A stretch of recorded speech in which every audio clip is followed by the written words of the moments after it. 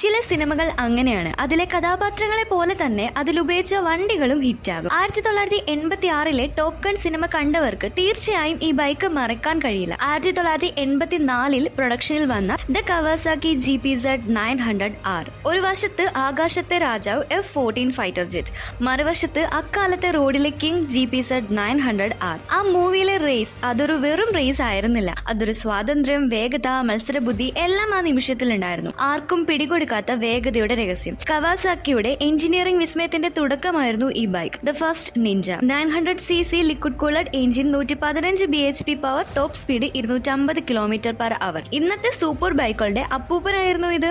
Maverick top gun മൂവിയിലൂടെ ഈ ബൈക്കിനെ ഒരു ഇതിഹാസമാക്കി മാറ്റി. അന്നത്തെ കാലത്ത് ഇവനൊരു സ്പൈ ഗാഡ്ജറ്റ് പോലെയായിരുന്നു. ആരും പ്രതീക്ഷിക്കാത്ത പവർ, ആരെയും കബളിപ്പിക്കുന്ന ഡിസൈൻ, കവാസാക്കിയുടെ എഞ്ചിനീയറിംഗ് വിദ്യ. അന്നത്തെ കാലത്ത് ഈ മുതുമുത്തശ്ശൻ നിഞ്ചയുടെ വില 1986 ഇന്ത്യൻ രൂപീസ് മൂല്യം അനുസരിച്ച് പറഞ്ഞാൽ ഏകദേശം 3.5 ലക്ഷം രൂപ.